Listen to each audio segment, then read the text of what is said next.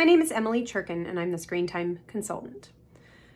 A lot of people wonder of how do you become a Screentime Consultant? Like, how did I even get into this work? And one of the things that really led me to doing what I'm doing is my experience as a teacher. So after college, I became a classroom teacher, and I got to teach 7th grade for 12 years. And when I told people I taught 7th grade, I often get a reaction like, oh, I'm so sorry to hear that. But I will tell you that I absolutely loved teaching 7th graders. And one of the things that I was really surprised by as a teacher was the early introduction of tech into the lives of children in a whole different way.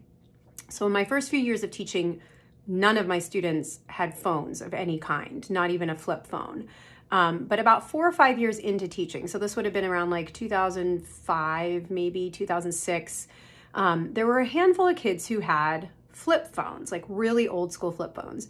And it tended to be the kids whose parents were very concerned about their safety, and they wanted to make sure that their kid had this phone that they could reach them on. And what was really funny looking back is that these kids were like totally embarrassed that they had these phones, that their parents were making them use these devices. And it was at the same time that some early social media stuff was happening. So MySpace was the beginning. And what I started to notice was kids would talk about in the classroom what was happening offline or online at home. So they would be talking about something they saw in MySpace or somebody's page. And then of course, not too long after that, Facebook came out. And that was at a time when Facebook was really cool for 7th graders. No 7th grader would be caught dead on Facebook today. But it was really interesting because suddenly there was this whole social life occurring online outside of school. But the ripple effect was really profound because kids would come into the classroom and say, oh my gosh, did you see that so-and-so had a party and I wasn't invited? Or did you see the pictures of these people doing this thing without us? And if you thought 7th grade was challenging before social media existed, imagine the level of FOMO, which is fear of missing out, that occurs because of social media. And so what I saw was all of a sudden these kids' anxiety and pressures became magnified because it was this whole other world that they were already experiencing isolation and exclusion and middle school angst in the real world. And now there was this whole digital world where this was happening and where they were being left out and excluded even more. And that was a really profound thing to witness. And I started to realize as a teacher, I cannot ignore what's happening offline when they're coming in and talking about it. So we started to talk about it and I would ask them questions. And what was so interesting to me was the kids would talk about the FOMO for sure, like feeling like they were missing out on stuff. But then they started talking about their parents and they were like, well, my mom is constantly playing games on her phone, or my dad is constantly looking at his Facebook account and texting while driving.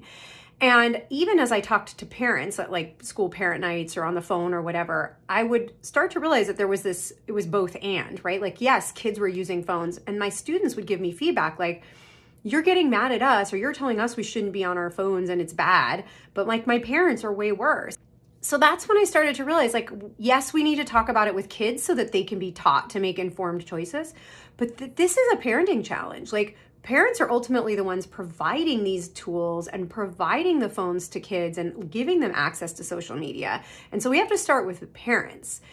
So that's how I came to this work. That's how I became the Screentime Consultant, was having spent 12 years working with students and really seeing that transition from no tech to high tech. By the time I left the classroom, 95% of my students had smartphones. So that was in about a 10-year span. I was at one school for 10 years. And in that 10 years, it went from, 1 or 2 kids to 95% of my students in a 10-year period. And it completely changed the fabric of their social lives and the way they experienced relationships. And then, of course, you add in the perfect storm of screens for school and learning. And that is a completely different topic. But it did happen simultaneously, and it sort of one fed the other.